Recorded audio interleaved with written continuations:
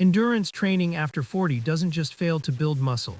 It can actually accelerate its loss if you aren't sending the right strength signal. Turning 40 changes the physiological math. While your aerobic engine barely fades, you slowly lose muscle mass, and you lose explosive power twice as fast. You need an intervention.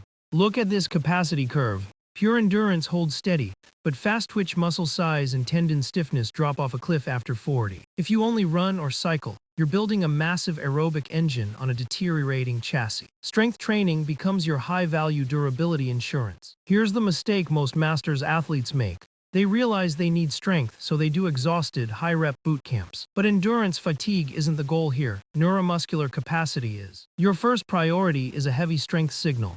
Lifting light weights for 20 reps just mimics your endurance work. To recruit dormant fast-twitch fibers and trigger bone density adaptations, you need heavy, low-rep loads. Think 3 to 6 reps. High tension, very low fatigue.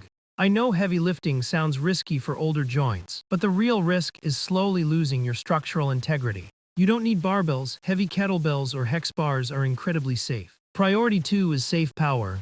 We need neuromuscular snap without the impact damage. Instead of high-rep plyometrics that irritate your Achilles, do heavy kettlebell swings or low box jumps where you step down slowly. You want to stimulate the central nervous system, then stop. This connects to something most people completely overlook: single leg control. Running is essentially a series of heavy single leg landings. If you lack pelvic stability, your knees and lower back suffer. How do we schedule this without destroying your endurance training? The golden rule is keep hard days hard.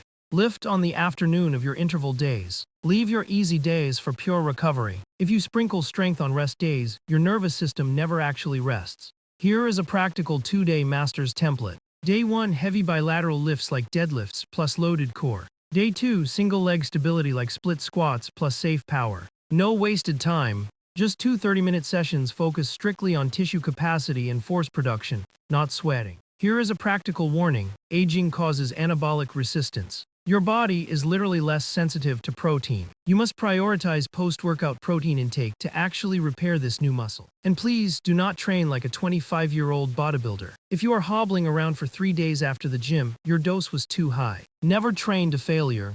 Your action step this week: pick 1 heavy lift like a goblet squat and 1 single leg move. Do 3 sets of 5 reps, leaving at least 2 reps in the tank.